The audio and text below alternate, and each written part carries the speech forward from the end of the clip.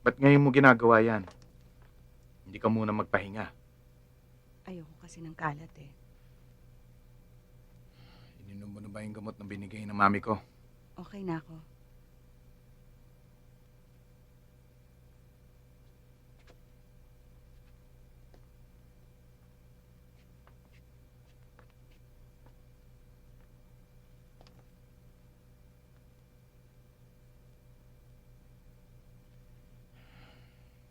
Is it okay kung iwan muna kita? Walang kasama si Eric sa ospital. Celine, Bahala ka.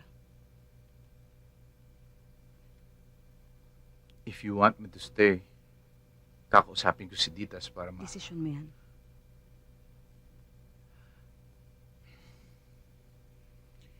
You want to talk? No.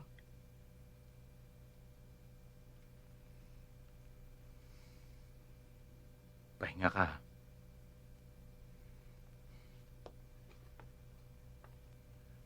Gusto nga pumunta ni Tita Celine mo dito, kaya lang pagod na pagod siya. Saka marami siyang inaasikaso. Pero, bibisita siya bago ka lumabas. Tinatanong nga niya kung kailan ka uuwi eh.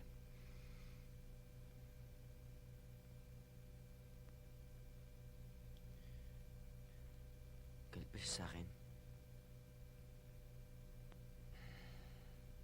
Mahal ka ng Tita Celine mo. Mahal ka niya. Naiintindihan niya ang nangyari. Mabait talaga ang Tita Celine. Oo naman. Ang bait-bait niya. Pakitype mo lang ito, please, ha? Ito, hanggang dito. Kailangan ko ito mamaya. Yes, ma'am. Yan, okay na yan.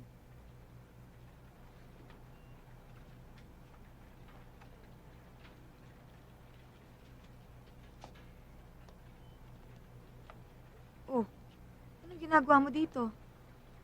Hindi ba dito ako nagtatrabaho? Bakit pumasok ka na? Bakit hindi? Celine, why don't you give yourself time to... Habang nandun ako sa bahay, mas mahirap. Mas masakit. Mabuti dito. Hindi ako ina. Dito nagtatrabaho lang ako.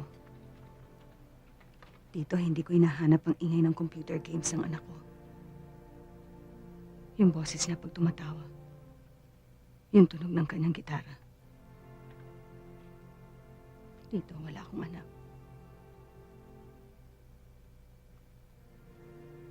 I'm alright.